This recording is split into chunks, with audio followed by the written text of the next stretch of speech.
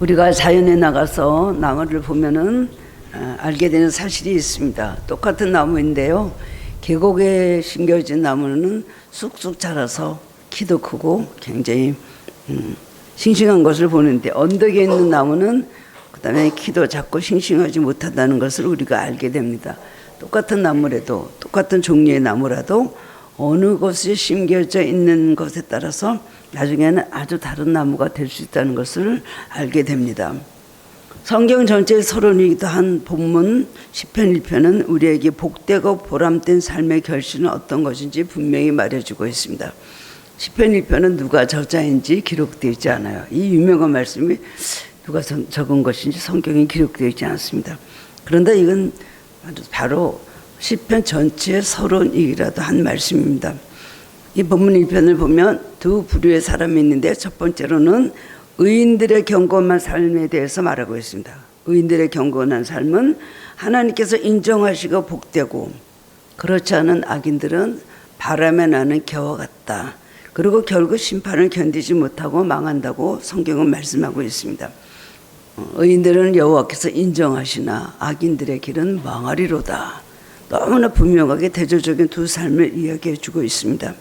중동 지방에는 물이 넉넉하지 못합니다. 그래서 이스라엘은 나무가 읍장한 숲이 높은 산지에 있는 것이 아니라 주로 요단강 계곡이나 갈릴리 호수 같은 저지대에 있습니다. 건조한 지방에선 시냇가에 심긴 나무라야 뿌리를 잘 내리고 무성하게 자라서 많은 열매를 맺을 수 있기 때문입니다. 그러므로 본문에서 시편 기자는 여호와의 율법을 즐거워하고 주의 하루 묵상하는 자가 복되며, 그러한 사람은 마치 시냇가에 심은 나무가 그 잎이 마르지 않고 철을 따라 열매를 맺은 것 같다고 비교하면서 노래하고 있습니다. 하나님의 말씀은 우리 인간에게 있어서 나무와 시냇물의 관계가 같다는 것입니다. 우리는 눈에 보이는 나무의 꽃과 열매에는 관심이 있지만 땅속에 묻혀있는 보이지 않는 뿌리에 대해서는 사실 무관심합니다. 그리고 화초를 기르면 주로 잎을 보죠. 그리고 꽃을 보죠. 그리고 열매를 기대합니다. 사실 뿌리가 어떻게 생겼나 그것을 잘 들여다보질 않아요. 근데 잘 기르던 나무가 갑자기 자라다가 갑자기 죽는 것을 보면 뿌리가 섰기 때문에 그런 경우를 저도 화초를 기르다 많이 봤습니다. 왜 그럴까 하고 보면 물을 너무 많이 줬다든지 비료를 너무 많이 줬다든지 너무 또 물을 주지 않아서 말랐다지 뿌리가 병이 나면 그 나무 전체가 조금 이따 다 쓰러져서 죽는 것을 많이 경험을 했습니다. 그렇기 때문에 뿌리는 굉장히 중요한 것입니다. 뿌리를 잘 내린 나무라야 쉽게 쓰러지지 않습니다. 우리 인생도 마찬가지입니다. 나의 삶의 뿌리가 어디에 내려져 있느냐에 따라서 모든 것이 달라지는 것입니다. 우리 인생도 믿음의 뿌리를 잘 깊이 내려야 환란의 비바람이 불어와도 쉽게 쓰러지지 않습니다. 성경 전체가 이 진리를 우리들에게 가르쳐주고 있습니다. 여러분 삶의 풍성한 열매를 맺기 원하십니까? 그렇다면 신앙의 뿌리를 깊게 내려야 됩니다. 뿌리가 없는 신앙은요 금방 뽑아져 버려요. 한 3년, 5년, 10년 좀 잘 믿는 것 같다가 뿌리가 없으니까 그 다음에는 견디지 못하고 가물으면 말라버리고 비가 많이 오면 떠내려가는 것입니다. 뿌리 깊은 신앙 안에서 뿌리 있는 정신과 마음, 뿌리 있는 자세로 살아갈 때 복된 열매를 맺게 되는 것입니다. 우리 그리스도인은 복의 기준을 바로 세워야 되죠. 우리는 다 복을 좋아합니다. 다 누구나 복받는 인생이 되기 원하는, 사방에 복 써놓고요. 그냥 뭐 복절이 복으로 된 것들이 얼마나 많습니까? 자녀들도 복 받으라고 굉장히 많은 것을 축복을 기원하고 빌어주지만 사실은 이 세상에서 주는 복만 갖고는 행복하게 살 수가 없습니다. 보장해 주지 못해요. 얼마 가지 않아서 그 복은 다 사라지고 마는 것을 너무나 많은 사람들이 체험하며 통곡을 하고 슬퍼하는 것입니다. 우리가 보면 이 땅에 과연 행복이 존재할까 하는 의심을 갖게 하는 일이 많습니다. 행복하다고 생각했는데 하루아침에 환란이 와서 고통당한 사람들 보면 이 세상에는 행복이 없다. 허무주의, 공허함으로 빠지게 그렇게 됩니다. 그러나 성경은 분명히 행복이 있다고 말씀하고 있습니다. 우리 기독교는 축복의 종교입니다. 망하게 하거나 시들게 하거나 그런 결국 가서 끝이 없는 그런 종교가 아닙니다. 잠깐 범상하고 쓰러지는 그런 나무에 붙어있는 불 같은 그런 종교가 절대로 아니죠. 우리 하나님께서는 우리를 구원하시기 위해서 왜 우리를 구원하십니까? 복을 주시기 위해서 우리를 구원하시는 겁니다. 우리 세상에 살면서 우리를 왜 연단하십니까? 심한 훈련과 여러 가지 실패를 겪게 하고 고난을 겪게 하는 이유는 뭐예요? 우리를 복을 주시기 위해서 그렇게 하는 겁니다. 진정한 하나님께 말씀하시는 복의 사람이 되라고 우리를 훈련도 하시고 우리를 가르치시고 우리를 여러 가지로 자꾸만 깨닫게 하시고 경책하시는 것입니다. 성경이 말하는 복은 하나님과의 관계가 아름답게 지속될 때 누리게 되는 복이라고 말씀을 하고 있습니다. 정의도 다르고 우리가 구하는 복의 모든 개념도 다르고 세상에 주는 복과 하나님 말씀하신 복은 정반대예요. 세상에서 육신을 입고 사는 우리들은 하나님께서 말씀하시는 복에 대해서 무시합니다. 그게 무슨 복이야.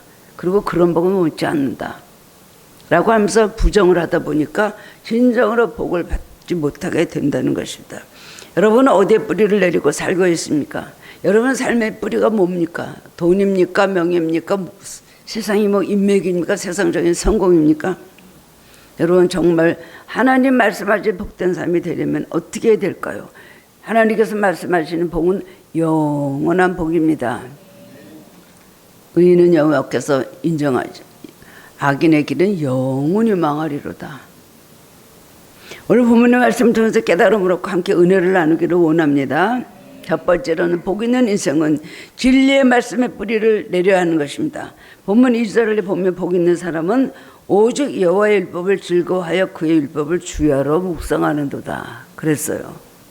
어떻게 보면 간단한 것 같고 어떻게 보면 정말 하기 싫은 일이 바로 그것일 수도 있습니다.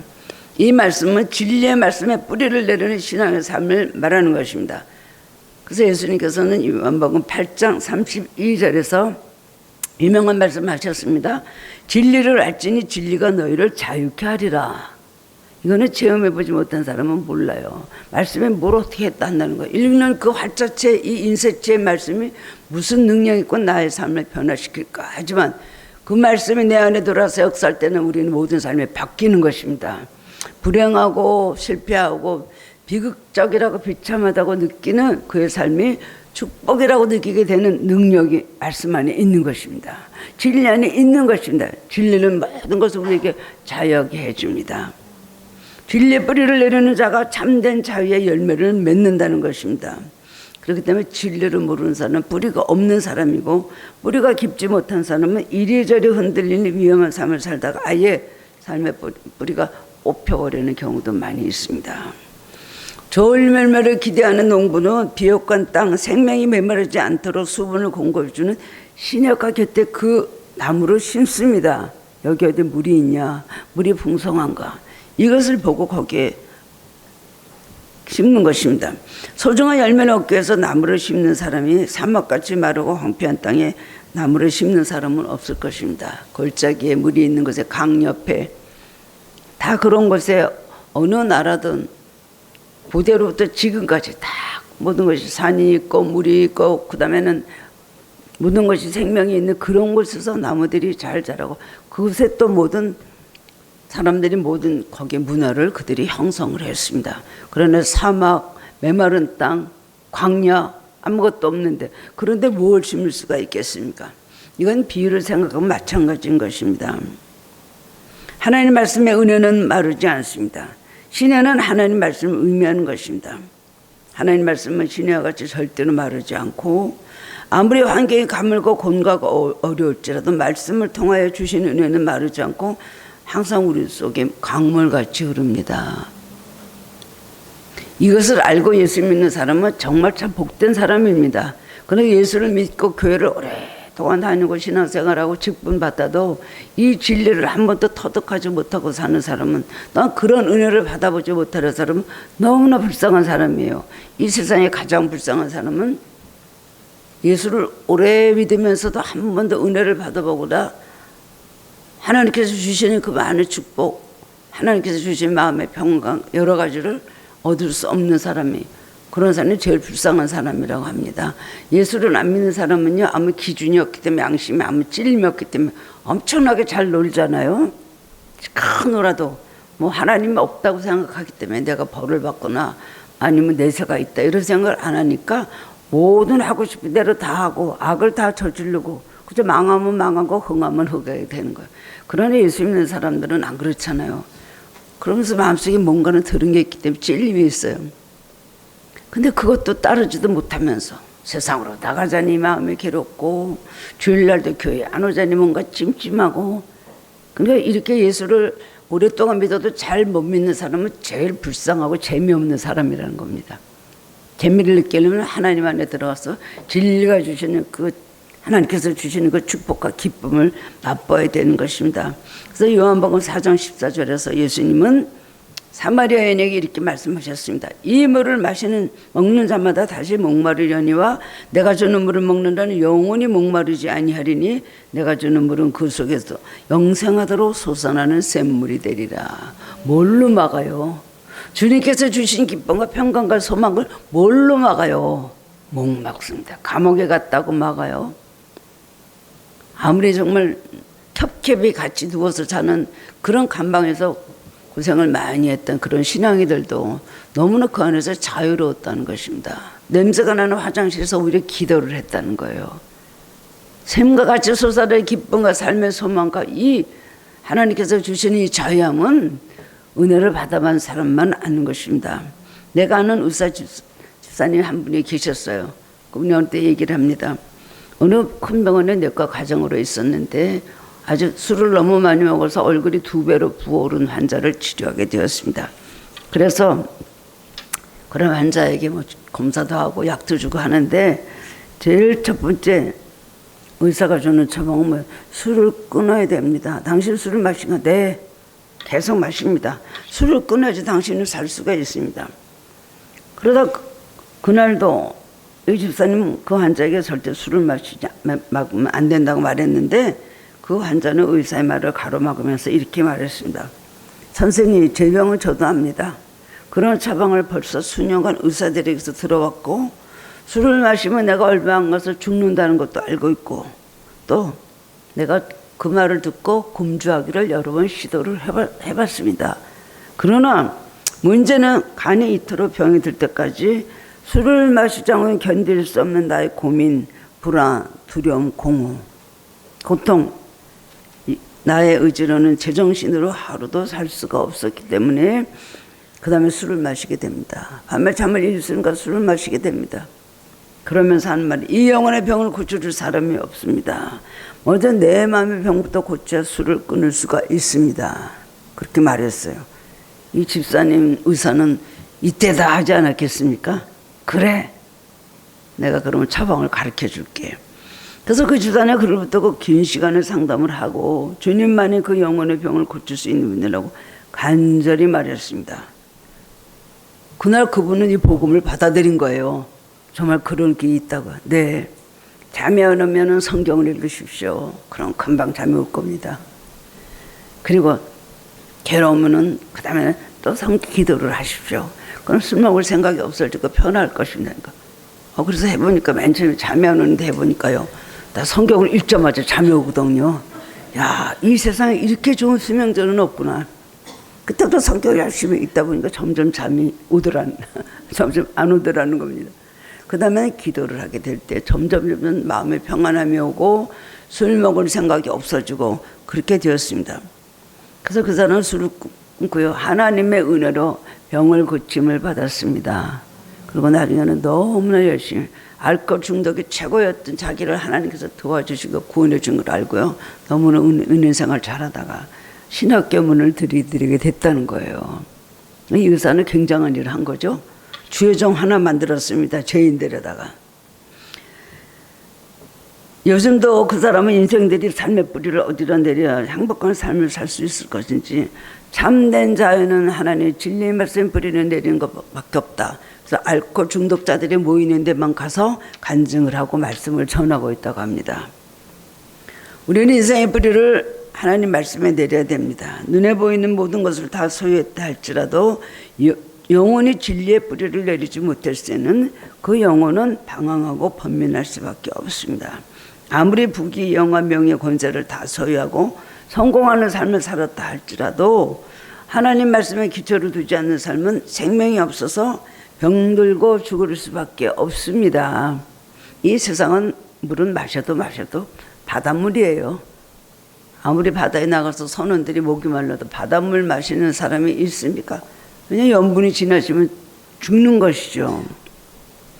오로지 하나님의 말씀이 우리의 생명수가 되시는 겁니다. 우리 마음을 시원하게 하고 우리 마음을 유쾌하고 우리 마음에 자유함을 주고 우리 마음에 평안함을 주고, 하나님 진리를 아는 사람은 모든 것에서부터 두려움에서도 자유, 그 다음에 모든 여러 가지 불안에서부터 자유, 증오와 여러 원망비방에서 자유, 이런 것에서도 자유해 줄 수가 있는 것입니다. 그래서 신명기 8장 3절에 사람이 떡으로만 사는 것이 아니요 여호와의 입에서 나오는 모든 말씀으로 사는 것을 내가 알게 하려 합니다. 그래서 이스라엘 백성을 너희는 왜 하나님께서 40년 동안 광야에서 연다는 줄 아느냐. 너희들이 그 애굽에 살면서 그냥 보이는 만 갖고 떡이나 먹고 뭐나 뭐 맛있는 거나 먹고 그저 옷이나 입고 살면 그게 사는 건 줄 알아. 그 사람들이 그렇게 살고 있었거든요. 그런데 하나님께서 이 애굽에서 살면서 그 모든 애굽의 종교와 문화와 그 모든 생활 속에서 사는 그들의 이 생각 자체를 바꿔놓지 않으면 그들은 영원히 멸망할 수밖에 없는, 하나님 말씀하신 선민이 될 수가 없고 하나님 아브라함에 약속하신 아브라함의 후손이 될 수가 없는 거예요. 아브라함이 약속하신 것은 영원한 약속을 해주신 겁니다. 그렇기 때문에 이스라엘 백성은 그렇게 연단하셨다. 나중에 신명기 8장에서 하나님께서 심술 맞으시고 인색하시고 그리고 뭔가 좀 잔인하신 면이 있어 이스라엘에서 공연히 광야에 갔다가 죽도록 고생시키지 않으라는 것을 하나님께서 말씀해 주고 계십니다. 세상의 학문과 지식과 가치관은 시대가 변천하면 따라 변합니다. 옛날에 굉장한 진리라고 했던 굉장히 그런 학설이 얼마 지나고 나면 그거 아니었다고 또 다른 학설이 나오잖아요. 이 세상의 모든 학설의 학문은 다 바뀌고 있습니다. 세상의 책도 시간이 지나면 그냥 고소가 돼서 저 청계천에 가서 없어져 버리잖아요. 그러나 하나님 말씀은 오랜 역사 속에서도 동서고금 남녀노소 누구에게나 시들지 않으며 인류에게 영원한 생수가 되는 것입니다. 하나님 말씀은 변함이 없습니다. 노인들도 읽으면 아멘, 아이들도 읽으면 아멘, 젊은이도 늙은이도 그 다음에 배운 사람도 무식한 사람도 이 한 권의 책을 읽고 다 은혜를 받고 생명의 길을 찾는다는 것입니다. 복 있는 사람은 자기의 경험이나 지식에 인생의 기초를 세우지 않습니다. 복 있는 사람은 하나님 말씀의 뿌리를 내리고 말씀을 따라 사는 사람입니다. 이것이 괜히 하는 소리가 아닙니다. 이것을 깨닫고 하나님의 말씀 내 마음의 중심의 뿌리로 내가 내리고 살아야 되는 것입니다. 이런 말씀은 어떤 인생의 풍파 어려움 앞에서도 무너지지 않으며 견고하게 자신의 사명을 감당해내게 해줍니다. 워싱턴에는 링컨이 해독하는 성경이 전시되어 있습니다. 성경 중에서도 그의 선대가 많이 묻어있는 구절이 있는데 시편 34절 말씀입니다. 내가 여호와께 구함에 응답하시고 내 모든 두려움에서 나를 건지셨도다. 정말 링컨의 그야말로 간증이죠. 체험을 말하는 것이 얼마나 많은 두려움이 있었습니까? 링컨과 같이 훌륭한 일을 한 사람이 없지만 링컨과 같이 많은 연단을 받은 사람은 없어요. 링컨의 삶을 쭉 들여다보면 이거는 저주를 받은 삶이다. 어떻게 하나님 잘 믿는 사람이 세상에 골라가면서 고통을 다 겪고 그죠? 아이가 죽었죠. 얼마나 낙선의 고배를 많이 마셨습니까? 부인도 죽었죠. 어머니도 두 어머니가 있었는데 자기를 낳아주신 생모 세상 떠났고 또 자기를 성경으로 길러주시는 그 계모가 들어오셔서 참 링컨을 잘 기르고 신앙을 넣어주다가 그 계모도 또 돌아가셨어요. 어찌기 고통을 얼마나 많이 당했는지 모릅니다. 그러니까 내 모든 두려움에서 나를 건지시고 내가 여호와께 구할 때마다 나에게 응답하셨도다. 그렇게 고백을 하고 있습니다. 그는 인생의 모든 풍랑을 겪고 고난이 계속 찾아올 때마다 실패가 주는 이야기에 귀를 기울이지 않았습니다. 자기 내면에서 일어나는 갈등을 인생의 기준으로 삼지 않고 하나님의 말씀을 자기 인생의 기준으로 삼았습니다. 그러므로 그에게 주어진 흑인 노예 해방이라는 위대한 시대적 사명을 완수하고 복된 인생으로 그의 삶을 마칠 수 있었습니다. 바로 링컨에서 하면 가장 중요한 것이 하나님만 의지했다는 겁니다. 우리도 이런 믿음을 가져야 됩니다. 어떤 경우에도 하나님만 의지하였습니다. 실패를 하고 나면 꼭 털보잖아요. 이발소에 가서 면도를 하고 머리를 싹 가고 주머니에다가 손을 넣고 휘파람을 불면서 자기 집으로 걸어갔대요. 왜 그러냐고. 오늘의 실패는 내일의 성공을 이제 말하는 것이다. 다시 나는 또 도전한다. 하나님께서 요담을 해줄까. 맨날 그런 마음을 가지고 살았다는 것입니다. 여러분 믿음의 뿌리를 진리의 말씀에 깊이 내리시기 바랍니다. 여기 흔들리고 저기 흔들리고 세상의 소리에 흔들리고 그냥 그게 뭐 바람에 나는 겨와 같다 그랬어요. 진리의 뿌리를 내지 못하는 사람은 그 삶에 든든하지 못합니다. 조그만 소리도 흔들리고 조그만 일에도 흥분하고 조그만 일에도 다 반응을 합니다. 그러나 진리를 하나님 뿌리에 내리는 사람은 어떠한 일에서 흔들리지 않아요. 늘 하나님 주신 말씀만 갖고 견고하게 살아가기 때문에 어떤 고난에도 매일매일 승리하고 그래서 극복할 수가 있는 것입니다. 두 번째로는 믿음의 뿌리를 어디 내려야 될까요? 뿌리를 교회에 내려야 됩니다. 아까는 진리의 말씀에 내려야 됐죠. 지금은 교회에 내려야 됩니다. 에스겔 47장 1절에서 5절 말씀 보면 에스겔은 성전 문에서 상수가 터져 나오는 환상을 보였습니다.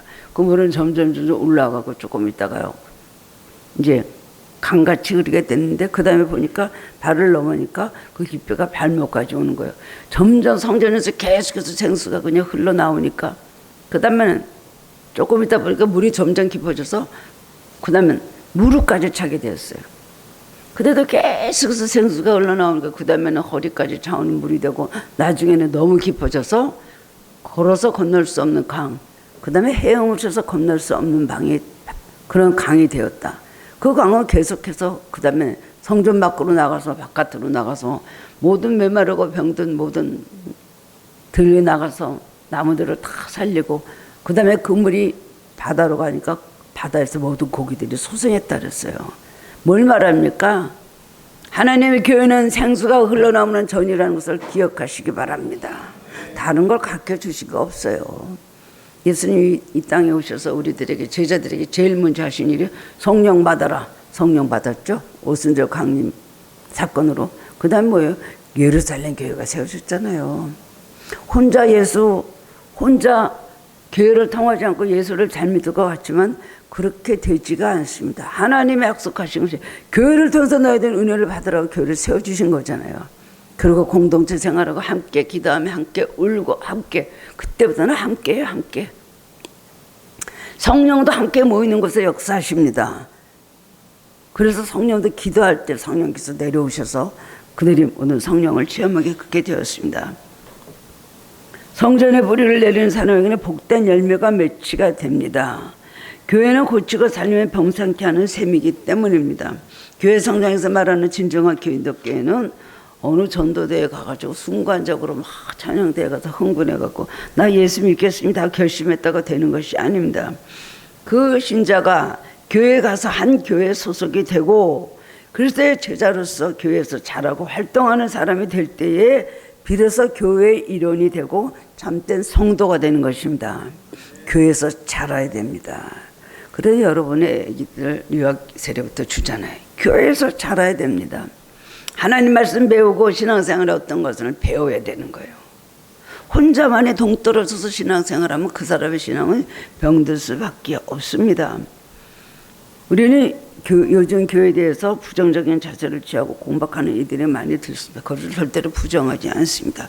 교회가 원인 있는 것이 많이 있습니다. 그러나 교회도 불완전한 것입니다. 교회도 하나님께서 세우셨지만 사람들이 모이는 곳이기 때문에 절대적으로 완전할 수가 없습니다. 사람들이 하나님 말씀 그대로 순종하지 못하기 때문에 교회에서 사랑하라. 사랑합니까? 교회에서 다투지 마라. 안 다툽니까? 교회에서 자기들을 다 죽여라. 자기들을 죽입니까? 성격이 부딪히고 생각이 부딪히고 모든 계획하는 것이 계획치다 보면은 교회에 대해서 실망을 할 수가 없습니다. 그렇지만은 사도 바울 교회 그 시대에도요, 사도 바울이 개척한 교회도 굉장히 그 교회들이 불완전한 교회였습니다. 사도 바울이 개척하고 가르쳤으면 얼마나 훌륭한 교회입니까? 그런 훌륭한 목사님이 어디 있어요? 그런데도 불구하고 교회들마다 문제가 많았기 때문에 사도 바울은 교회마다 맨날 편지 보내고 왜 그래요? 이렇게 하지 마라, 이렇게 해라, 이렇게 하라. 그래서 여러 교회들에게 목회 서신들을, 옥중에서도 서신들을 보낸 것은 교회들마다 온전하지 못했기 때문에 그렇습니다. 현대교회들만 문제가 있는 것이 아니라 그 당시에도 엄청난 문제들이 있었습니다. 교회 안에는 분쟁, 이단, 간음, 거짓 등 많은 죄악이 자리 잡고 있습니다. 바울의 그 문제들이 있었던 고린도 교회, 빌립보 교회, 갈라디아 교회, 골로새 교회, 에베소 교회 보낸 편지들, 불완전한 교회들에게 보낸 편지들이 모아져서 오늘날 신약 성경이 된 것입니다. 교회가 완전하다는 생각은 버려야 됩니다. 그런 교회는 하나도 없고 지상에 있는 교회는 완전한 교회가 없습니다. 그런 완전한 교회는 하나님 나라에 가면 하나님을 예배하는 그릇을 완전한 것을 찾게 됐습니다. 옛날이나 지금이나 교회는 사람들이 모인 곳이라 인간이 불완전함으로 교회도 불완전합니다. 신앙생활 하면서도 신자들이 하나님 말씀대로 실천하면 바로가 살지 못하고 있기 때문이고, 또 교회를 무너뜨리는 사탄이 엄청나게 교회 안에 들어와서 문제를 만들고 방해 공작을 펼치기 때문입니다. 우리가 교회에서도 깨어서 기도하는 이유는 마귀가 제일 싫어하는 건 교회 개척이더라고요. 교회 세우는 건 막 엄청나게 그 다음도 마귀들이 모여가고 저게 교회가 세워져? 교회가 세운다고 비상 걸리는 거예요. 그 다음엔 교회가 이전을 하거나 중축할 때 막역사 엄청 합니다. 그렇기 때문에 꼭 그런 때도 기도해야 돼요. 그리고 교회가 더 은혜를 받고 부흥된다 이러면 마귀가 얼마나 역사를 하는지 몰라요. 그렇기 때문에 우리는 교회를 사랑하면은 위에서 기도하는 일을 절대로 우리는 망각하고 게을러서는 안 되는 것입니다. 근데 교회는 완전한 거죠. 와서는 얼마 있다가 교회가 왜 이래?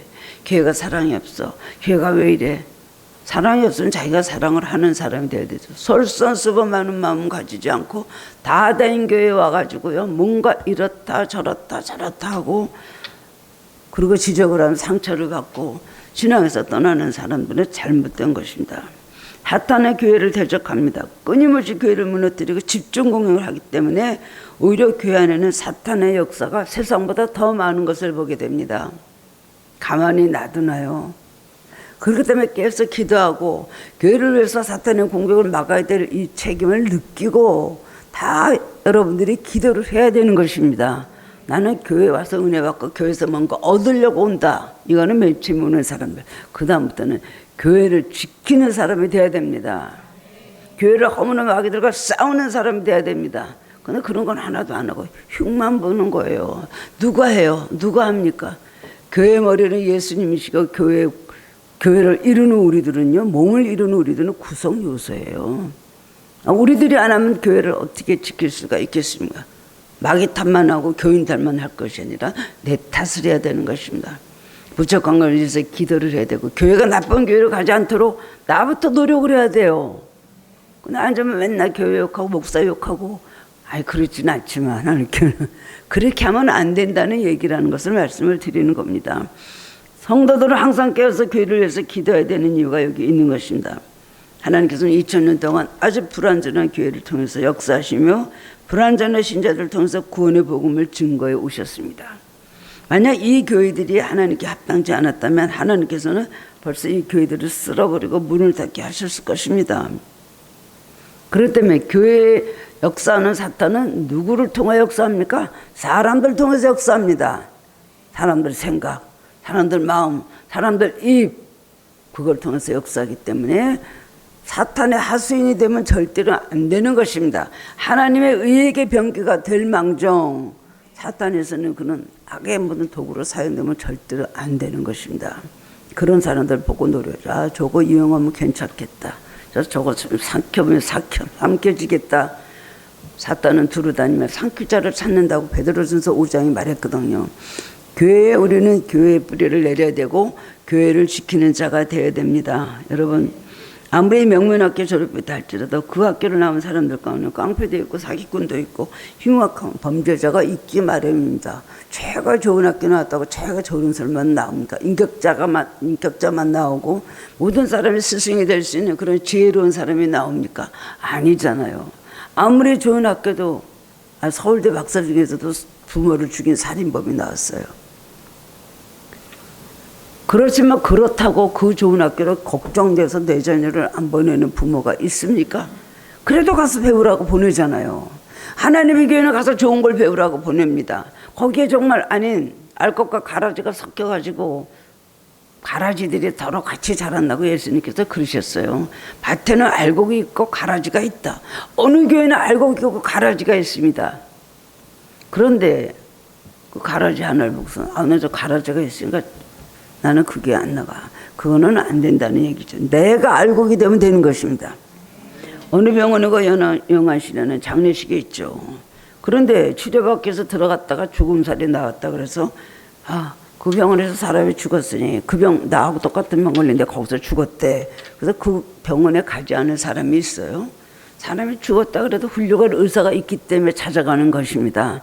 마찬가지도 하나님 말씀이 있고 하나님의 은혜가 있고 하나님 말씀이 있기 때문에 우리는 교회 중심의 신앙생활을 해야 됩니다. 교회는 불완전합니다. 그러나 예수님께서 세우신 교회가 교회이고 성령은 교회를 통해서 역사하십니다. 성령은 우리 교인들, 그리스도인들을 통해서 역사하십니다. 교회 안에 믿음으로 뭉친 가족들이 힘을 합쳐서 선교하며 서로 돕고 격려함으로 말미암아 신앙에 성장하는 것입니다. 우리는 뭐라 그래서 한 지체라 그랬어요. 누가 눈이면 누구 귀고, 누가 입이면 누가 코고, 손이고 발이고 다 우리 몸에 각 직체를 연합하여서 이룬다 그랬거든요. 각각 사명이 다르고 각각 맡겨진 일들이 다르고 각각 할 수 있는 일 달란트들이 다른데 그러면 나에게 주신 그 달란트를 잘 해내서 우리 몸에 눈의 기능이, 귀의 기능이, 입술의 기능이, 모든 소화기, 모든 기능이, 순환기 계통의 기능이 다 있잖아요. 그 기능이 잘 돌아가면 온몸이 다 건강한 것인데 한 가지가 병이 나면 다 삐뚤어지고 병이 나게 되는 것입니다.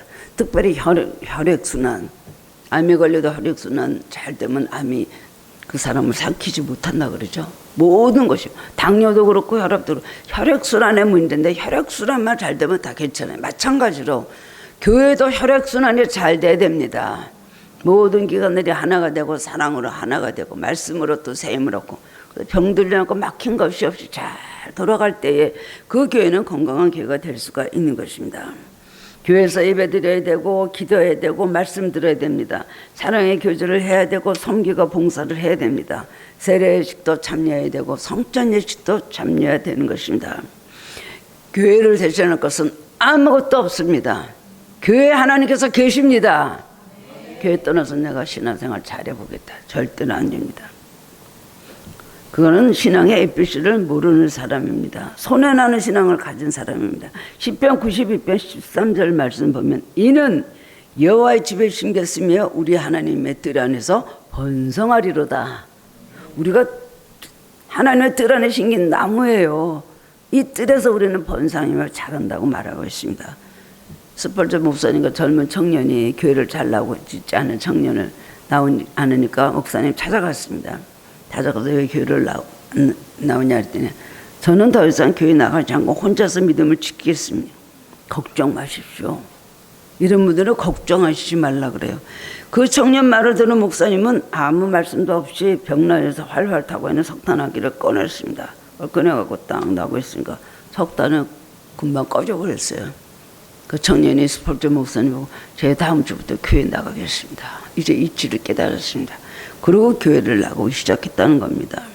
오늘 교회가 보잘것없는 듯 하지만 하나님께서는 이 교회를 통해서 구원의 역사를 일으키시고 성령은 오늘도 이 교회를 통해서 일하고 계십니다. 하나님이 교회를 어떻게 지키시는가? 하나님 확실히 교회를 지키신다. 이것을 저는 목사로서 얼마나 많이 체험하는지 모릅니다. 하나님 아닌 것 같고 멀리 하신 것 같고 좀 잘 모르시는 것 같고 교회 형편은 아니에요. 나중에 지나놓고 보면 그것도 축복이었구나. 그것도 하나님의 은혜였구나. 깨달을 때가 얼마나 많이 있는지 모릅니다. 우리는 교회에 내 인생의 뿌리를 내려야 됩니다. 소속된 교회 공동체 속에서 내 신앙의 뿌리를 내려야 축복을 받습니다. 예전에 섬겼던 교회에서요. 공동체에 참여하지 않았던 교인 한 분이 세상을 떠났습니다. 뭐 큰 교회들은 잘 누구인지 모르고 그저 교적보밖에 갖고 있지 않잖아요. 공동체 나오지 않으면 잘 모릅니다. 얼굴 본 지 오래되면. 그러는데 그 다음에 그 한 분이 세상을 떠났는데요. 그 장례식에 아무도 가지 않아서 너무 외롭고 힘든 장례식을 치렀다고 했습니다. 나중에 얼마 지나서 보니까 그분이 돌아가시고 장례식을 그렇게 쳤다니. 그래서 얼마나 안타깝습니까? 좀 이렇게 교류가 있고 말씀을 해주셨으면 가서 함께 기도하고 그 다음에 함께 환송 예배라도 드려줬을 텐데 어떻게 그렇게 그냥 가셨는가. 얼마나 쓸쓸할 때가 많으십니다. 우리가 가장 신앙생활이 필요할 때가 언제인 줄 압니까? 결혼식이 아니고 장례식입니다. 아니 뭐 스타를 몇 개씩 다른 막 장성 집안에 뭐 여러 가지 뭐 굉장히 무슨 그런 분들 가면요 그냥 화하면 많이 오고 사람들이 이렇게 별로 오지 않고 나중에 썰렁하게 빈소를 지키는 아들들 뭐 가족들만 이렇게 있는 걸 보게 되고 형제들도 다 끊고 있는 사람들도 많이 있어요. 가서 보면 압니다. 이 세상에 이 사람이 살면서 어떻게 살았는가를 볼 수가 있어요. 물론 뭐 세상에서 여러 가지 뭐든 출세하고 이름이 있으면 그런 사람들하고 일맥을 했던 사람들은 다 와버리고 왔다 가지만 그것으로 끝나는 것이에요. 그렇습니다. 함께 공부하고 함께 기도하고 어려울 때 서로 돕고 슬플 때 서로 위로하고 즐거울 때 같이 기뻐하는 생활을 함으로써 믿음에 튼튼하게 성장하고 복된 연료를 맺게 되는 것을 믿으시기 바랍니다. 그것이 주님의 거룩한 뜻인 것을 반드시 기억하시기 바랍니다. 마지막 세 번째로는 뿌리를 내리기 위해서는 정성을 쏟아야 됩니다. 말씀에 뿌리 내리고 교회를 통해서 뿌리를 깊이 내려야 할 것입니다. 주저하지 말고 겉돌지 말고 빨리 뿌리를 내려야 되는 것입니다. 뿌리가 온전하게 잘 내려질 때 푸른 잎이 무성해지고 열매가 맺혀지게 되는 것입니다. 사탄은요 교회에서 심었던 나무들을 뽑아내려고 정말 밤낮 잠자지 않고 해서 맨날 하는 일이 그 일입니다. 어떻게 하면 저거 뿌리를 뽑아내가. 뿌리 없는 신앙은 열매 없는 나무와 마찬가지가 될 것입니다. 우리나라가 외국에 자랑하는 힘입니다. 인삼이 있죠. 어디든지 세계 공항에 가면 인삼 여자 몸 같은 인삼 자 이렇게 있면서 한국의 진생에 대해서 거기 많이 이렇게 광고들 하는 거 보고 반가운 마음을 가질 때가 있습니다. 인삼 뿌리는 1년 자란 것은 값어치가 없다고 합니다. 적어도 6년을 갖고서 얻어진 뿌리라 약효가 있고 외국에 수출할 만한 상품이 된다는 것입니다. 그런데 6년을 인삼을 기를 때까지 온갖 정성을 다 기울여야 된다는 것입니다. 가꾸는 수고는 말할 것도 없고 다락을 세워두고 유원주 동안 짓게 하는 수고만도 얼마나 힘들고 지려한 것이 모르다고 합니다. 6년이다 그 인삼을 캐니까요. 그러한 인삼 뿌리를 근데 달여서 인삼차를 마시면요 다 마시기도 전에 기물지 화끈거려 옵니다. 저는 삼이 잘 안 맞기 때문에 기물지 화끈거려 옵니다. 눈이 막 빨개지고 그런 것 같아요. 그전 그게 얼마나 효과가 있습니까? 이 뿌리에 깊은 진리가 있는 것입니다. 값 있는 인삼 뿌리를 얻기 위해서도 여러 해를 열심히 기다려야 된다면 신앙에 여러분 뿌리를 내리는 데는 더욱더 인내와 수고와 정성이 있어야 되지 않겠습니까? 그까지 인삼만 얻느라고 그렇게 고생을 하는데 그까지 쌀하나 가을에 얻으려고 그렇게 농부들이 농사할 때 수고하는데 여러분 삶의 열매를 맺고 하나님 앞에 온전을 사는 데 위해서 정말 오랜 세월을 열에 땀을 흘리고 노력을 하고 뿌리가 잘 내려지도록 신경을 써야 된다는 것입니다. 너무나 여러 가지로 힘들고 어려워도요 절대 농부는 절대로 포기하지 않습니다. 한번 농부가 된 사람들은 그 늙고 꼬부라지도록요 농촌을 떠나지 않습니다. 그러면 다 모든 것이 곤고하고 가물고 어려울지라도 게으르지 말고 끝까지 힘쓰고 노력해야 되는 것입니다. 죽은 겨울에 다 죽은 것 같은 잔디도요 결국은 봄이 되면 파랗게 돋아나는 것입니다. 센트헬리라는 섬이 있잖아요. 거기가 그렇게 화산이 그렇게 덮여서 모든 것이 완전 화산으로 다 죽었어요. 화산재로. 그런데 그래서 몇 년 지나고 그러니까 노란 꽃이 거기서 피기 시작을 하는 겁니다. 하나님 말씀, 하나님 말씀에 뿌리를 내리는 사람은 이런 회복의 은혜가 있습니다. 언제나 다시 일어나는 하나님의 역사를 체험하게 됩니다. 우리는 삶의 뿌리 하나님께서 온 모든 능력을 뿌리를 내리고 능력을 공급받아야 됩니다. 성령을 통해서 새로운 능력을 공급받을 때 질줄 줄 모르는 승리의 삶을 살 수가 있는 것입니다. 내 경험, 내 상식에 대한 신념 또한 극복하지 못하는 감정의 벽, 분노와 조급함과 증오심과 상처와 좌절과 용서하지 못하는 것들이 우리 신앙의 뿌리를 그리스도에게서 뽑아버리려 합니다. 그러나 주님은 우리의 신앙의 뿌리가 뽑히지 않도록 인간적인 신념을 깨기를 원하십니다. 예. 여러분 어디에 심겨진 나무입니까? 오늘도 삶의 뿌리를 예수 그리스도에 든든히 내리고 있습니까? 믿음의 뿌리를 진리에 내리시고 삶의 뿌리를 교회에 내리시기 바랍니다. 오늘 말씀에 순종하여 풍성한 열매를 거두시는 복된 성도님 되시기를 주님의 이름으로 축원합니다. 하나님 주님 감사합니다. 너무나 기초적이고 하나님 기본이 되는 시편 2편 말씀을 통해서 깨닫게 하시니 감사합니다. 우리가 왜 복 있는 사람이 되지 못할까요?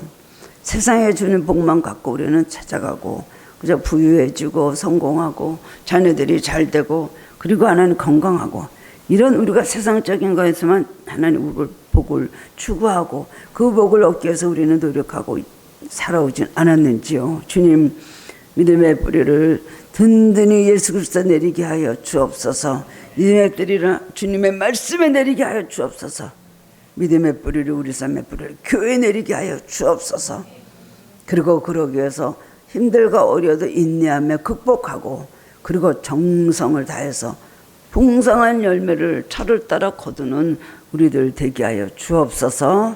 하나님께 성도님들 축복하여 주시고 더욱더 나는 뿌리를 튼튼히 내리고 나날이 강건하게 성장되는 신앙인들이 되게 하여 주시옵소서. 감사드렸고 예수 그리스도 이름으로 기도드리옵나이다. 아멘.